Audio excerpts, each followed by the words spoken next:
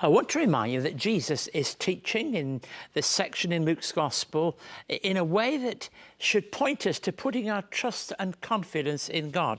As we heard in that recent interview, trust and hope and faith is what keeps you going. It's not material riches that will bring that kind of confidence to our lives. So I want to read to you from Luke chapter 12, verses 32 to 34. 32 to 34.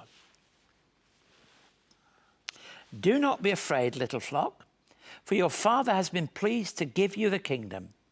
Sell your possessions and give to the poor. Provide purses for yourself that will not wear out, a treasure in heaven that will never fail, where no thief comes near and no moth destroys. For where your treasure is, there your heart will be also. Now, this is some very interesting teaching from Jesus, because he makes a link between our treasure and our heart.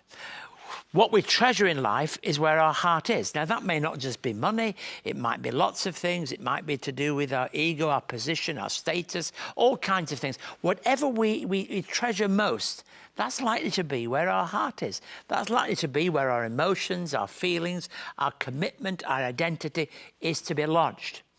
Turn it round, where our heart is likely to be where our treasure is. In other words, if we focus our heart upon God and his grace and his love, it's likely that that's going to be the most important part of our lives.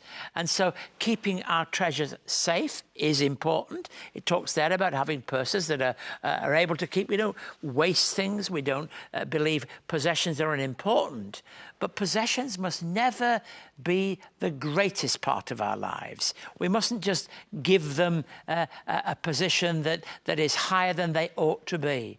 Because it could be argued that the more goods we possess, the more things we possess, the more things that are tangible that we crave after, the more anxious we'll be about losing them. Some of the people in this world that I have heard of and read of that have given nearly everything they had away have found the greatest of all spiritual treasures in their lives. That's why I think Jesus had a real bias towards the poor, a real emphasis upon those who had little. And these verses in Luke's Gospel are very powerful. Luke had an emphasis upon many themes like prayer, about women, about the poor. And it seems to me that there's a real emphasis in Luke on this. And it's a Wesley mission story, because we believe that what we do amongst and alongside the poor is critical, because that tells us what matters most. Jesus told his disciples to sell possessions and give to the poor. Now, you can imagine for some people that would be one heck of a story. But if we invest in this kind of concern, we'll know that spiritual wealth beyond all measure will be given to us. For our treasure lies within us, not outside of us. It's not something that we focus on. It's not something that we're given. It's not something that is manufactured. It's not a reward that we have for doing what we do, for our lodging here on earth. It's something that is created out of a real spiritual focus.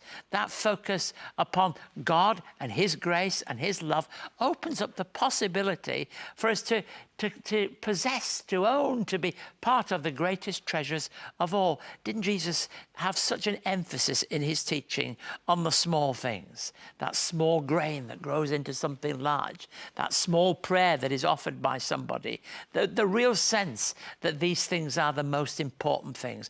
Treasures and heart. Which part of that story do you find yourself in today?